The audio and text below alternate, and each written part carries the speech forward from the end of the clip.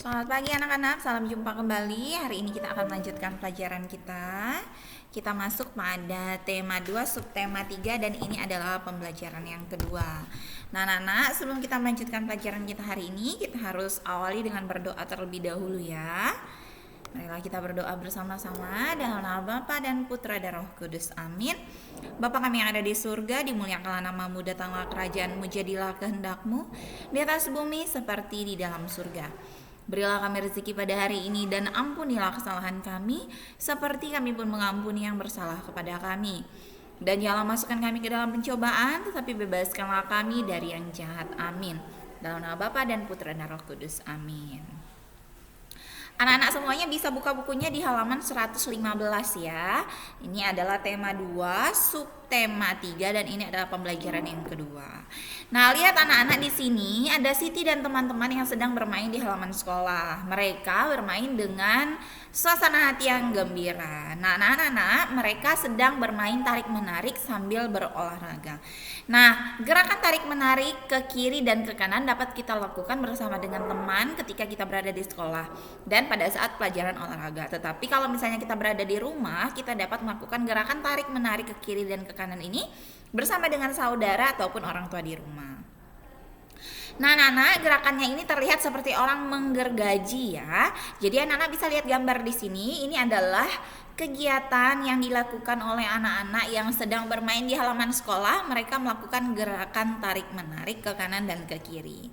Nah, anak-anak, kita tahu bahwa kalau kita berolahraga dengan teratur, maka kita akan memiliki badan yang sehat dan bugar. Dan badan yang sehat dan bugar itu yang kita miliki, kita harus syukuri karena itu semua adalah pemberian dari Tuhan. Nah, anak-anak, ini juga adalah gerakan-gerakan yang dapat anak-anak lakukan di rumah. Nah, ini seperti merentangkan tangan lalu melangkah ke depan dan mundur ke belakang. Ada juga yang merentangkan tangan ke samping kanan dan ke kiri, dan juga ada kegiatan tarik-menarik di sini. Nah, ini bisa anak-anak lakukan di rumah bersama dengan orang tua ataupun saudara di rumah ya. Nah, anak-anak, kalau kita melakukan gerakan seperti ini, sebaiknya yang pertama kita harus lakukan itu adalah melakukan pemanasan terlebih dahulu. Setiap kita melakukan kegiatan olahraga, kita harus awali dengan kegiatan pemanasan terlebih dahulu ya anak-anak ya. Karena ingat bahwa kegiatan olahraga jika tidak dilakukan dengan pemanasan terlebih dahulu, kita bisa cedera anak-anak. Nah, cedera otot itu tidak enak, sakit sekali. Maka dari itu, kita perlu melakukan pemanasan agar otot-otot tubuh kita merenggang. Jadi saat kita melakukan gerakan-gerakan yang memerlukan kekuatan otot, maka otot kita tidak cedera. Begitu ya. Nah, anak-anak, coba lihat di sini ada Dayu dan Siti. Nah, mereka duduk dengan posisi yang benar. Nah, mereka siap menggambar dan menulis. Dayu meletakkan buku di atas meja dan Siti memegang pensil dengan benar. Nah, beberapa waktu yang lalu Ibu juga sudah menjelaskan bagaimana cara posisi duduk yang benar ketika menulis dan membaca ya anak-anak ya. Jadi memang punggung kita, tulang belakang kita itu harus lurus dan tidak boleh membungkuk. Karena kalau semakin hari kita menggunakan posisi duduk yang salah saat belajar dan menulis serta membaca, maka lama-kelamaan punggung kita itu akan terjadi kelainan punggung anak-anak.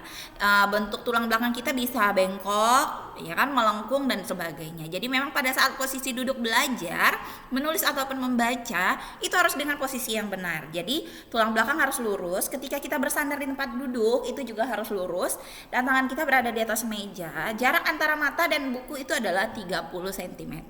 Ya anak-anak ya. Jadi kalau memegang pensil juga atau pulpen itu dengan cara yang benar. Nah, begini, ya kan? Nah, menulis. Jadi bukan begini ya anak-anak ya. Kalau begini memegang pensil ataupun pulpen, ini adalah pegangan yang salah. Jadi cara memegang pensil yang benar ataupun pulpen itu adalah seperti ini. Nah, nanti anak-anak coba di rumah dan ingat bahwa anak-anak setiap hari harus belajar membaca juga, mengenal huruf. Karena kalau tidak mengenal huruf, otomatis anak-anak tidak akan bisa mengeja dan membaca. Nah, anak-anak, di sini ada garis untuk menulis tegak bersambung. Nah, di sini tugasmu adalah akan menuliskan atau membuat garis atas dan garis ke bawah dan garis ke kiri dan ke kanan serta membuat garis lengkung. Jadi ini anak-anak kerjakan di rumah untuk tugas di rumah menggunakan buku garis 3 ataupun garis 4 ya.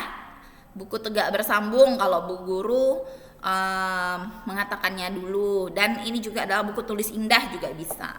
Jadi anak bisa membuat garis ke atas, garis ke bawah, ke kanan dan ke kiri serta garis lengkung ya.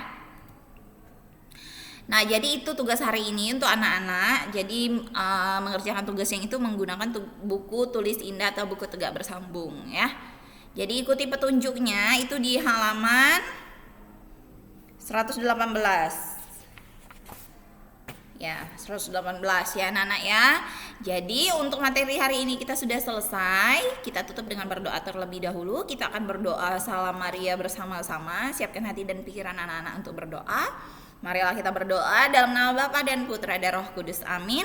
Salam Maria, penuh rahmat Tuhan sertamu, terpujilah engkau di antara wanita dan terpujilah buah tubuhmu Yesus.